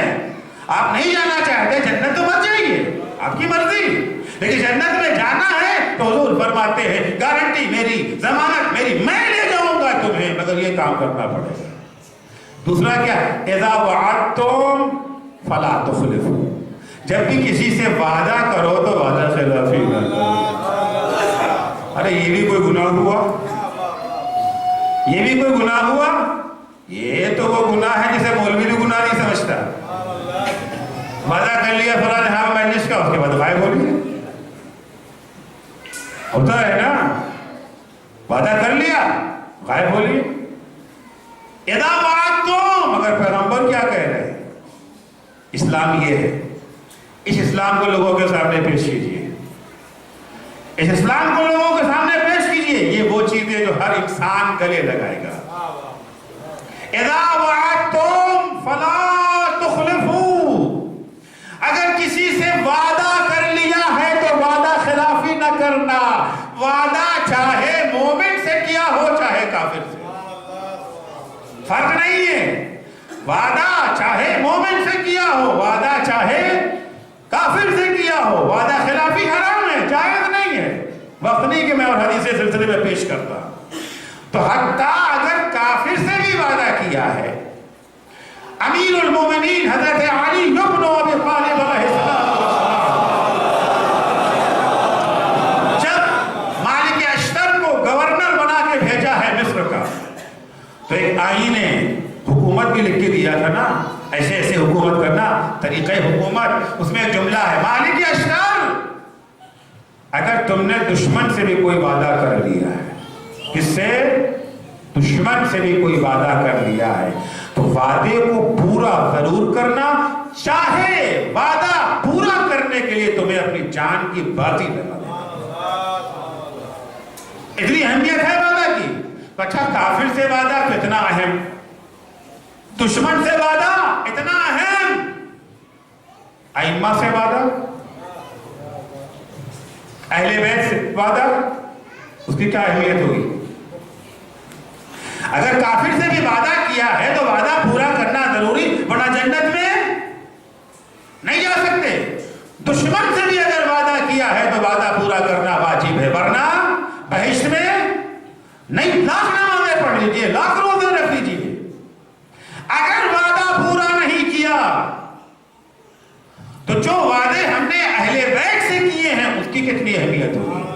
اگر ہم نے امام علی سے وعدہ کیا، مولا سے وعدہ کرنے کے بعد وعدہ خلافی کر لی، آپ کہیں گے ہم نے کون سا وعدہ مولا سے کیا، کہاں کی بات کر رہے ہیں آپ؟ ہم نے کون سا وعدہ مولا علی سے؟ کوئی وعدہ ہم نے کیا ہے؟ ہم نے امام حسین سے کوئی وعدہ کیا ہے؟ ہم نے امام زمانہ عجل اللہ تعالی فرجہ الشریف سے کوئی وعدہ کیا ہے؟ ہاں کیا ہے وعدہ، اور اسی وعدہ خلافی کی بنا پر امام کا ظہور نہیں ہو رہا۔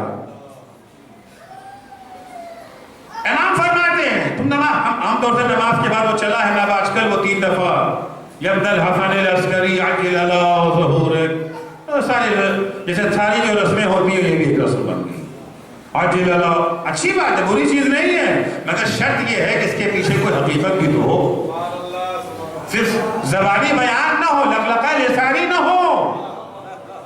ہم امام سے کہتے ہیں امام آئیے، امام کہتے ہیں ہم تمہاری وجہ سے نہیں آ رہے ہیں، تم نے ہمیں غیبت کی قید میں گرفتار کر رکھا ہے۔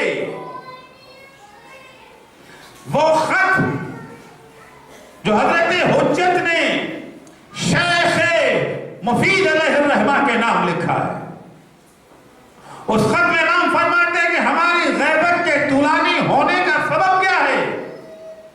جس دن ہمارے شیعہ چاہیں اس دن ہمارا ظہور ہو جائے گا، جس دن چاہیں گے، شیعہ نہیں چاہتے ہیں کہ ہمارا ظہور ہو۔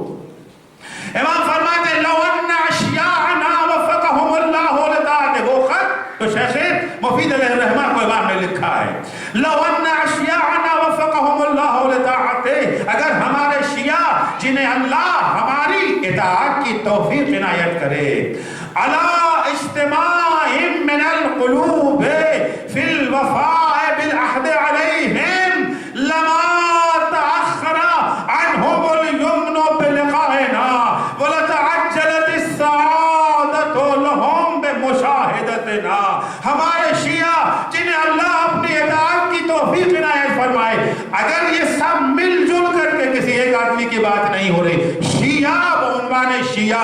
قوم بعنوان قوم افراد کی بات نہیں ہو رہی ہے.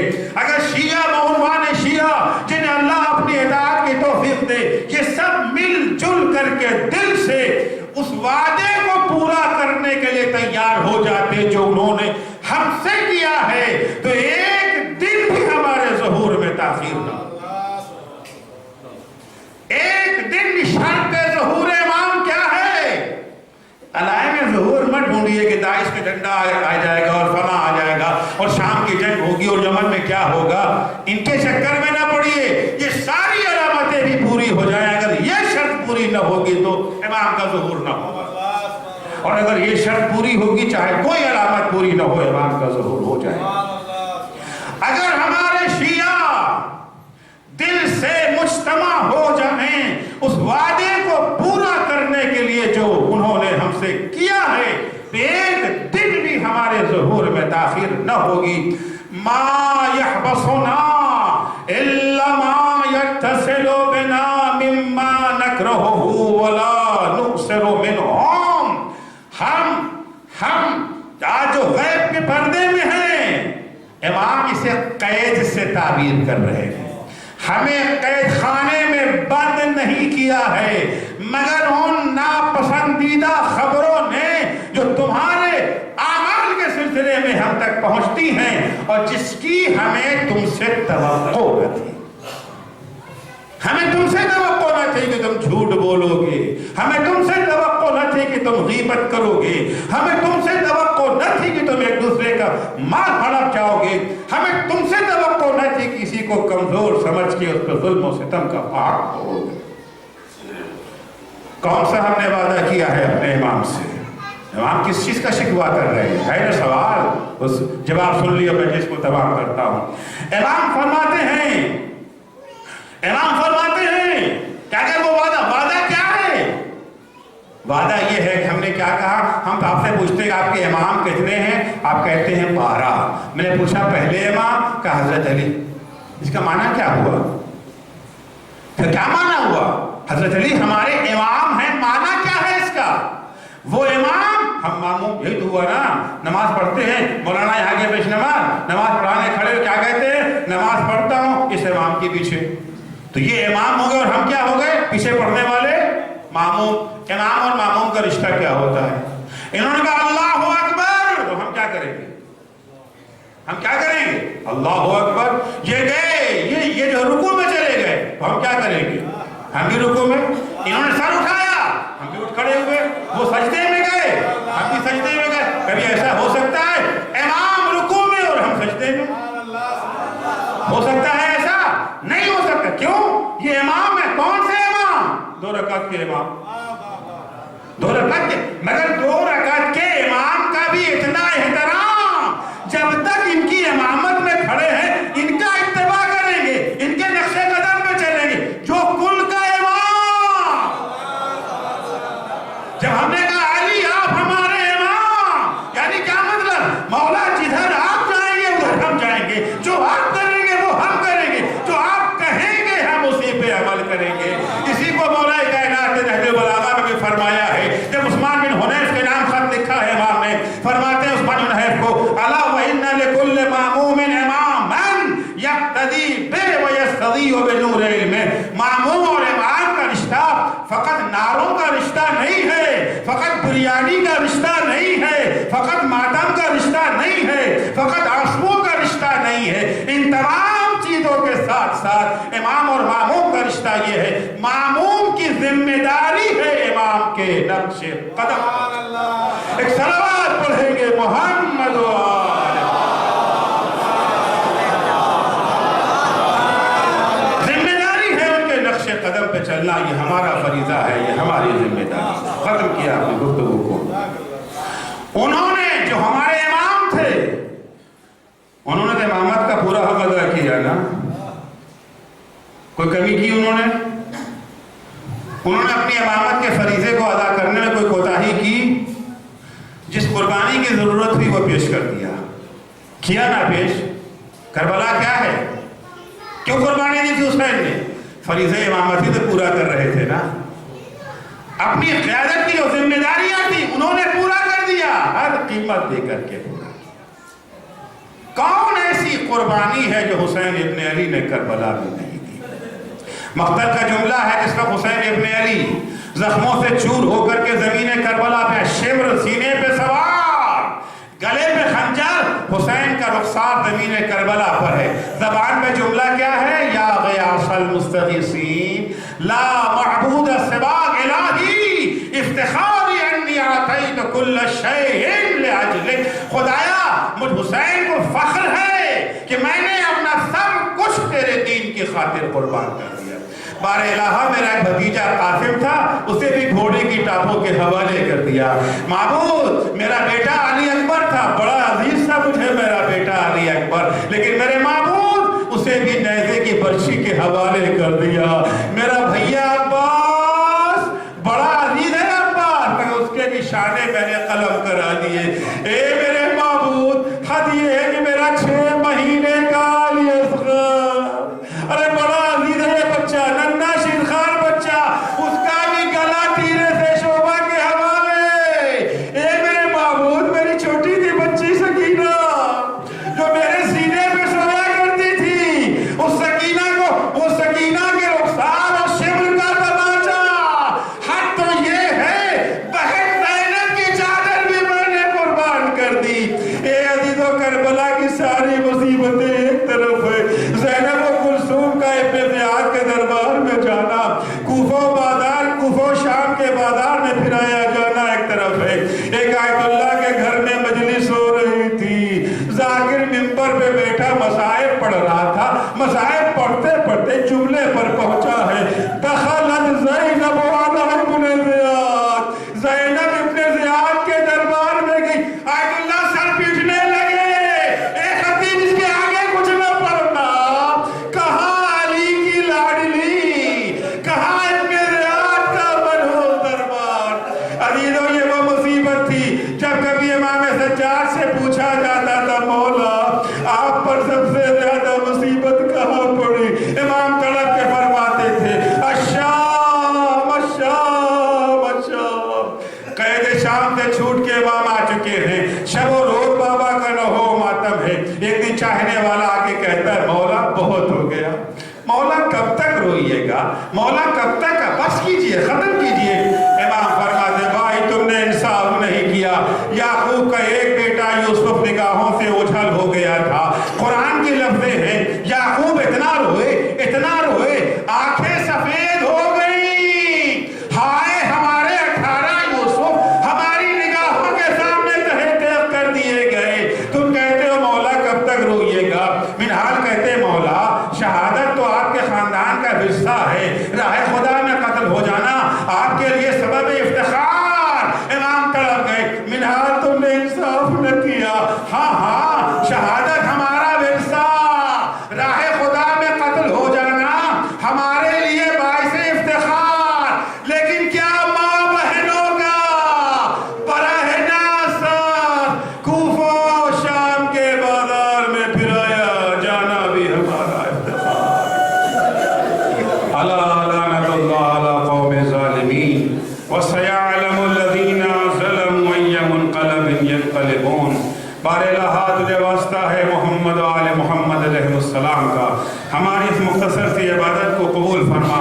پھلنے والے صدقے میں اہل بیت اطہار علیہ السلام کے ہمیں توفیق عنایت فرما کہ ہم جب بولے تو سچ بولے، کبھی بھی وعدہ خلافی نہ کریں، کبھی کسی امانت میں خیانت نہ کریں، اپنی نگاہوں کو گناہوں سے بچائے رکھیں، اپنی زبان کو قابو میں رکھیں، اپنی عفت و پاکدامنی کی حفاظت کرتے رہیں تاکہ جنت کے حقدار ہو سکے. بار الہا جو مومن مومنات بیمار ہیں انہیں شفائے کاملہ عنایت فرما، جو مقروض ہیں ان کے قرضوں کو ادا فرما، جو بے روزگار ہیں انہیں حلال اور پاکیزہ روزگار عنایت فرما، جو صاحب روزگار ہیں ان کے روزگار میں مزید ترقی اور انہیں اپنے بے روزگار بھائیوں کی مدد کی توفیق عنایت فرما.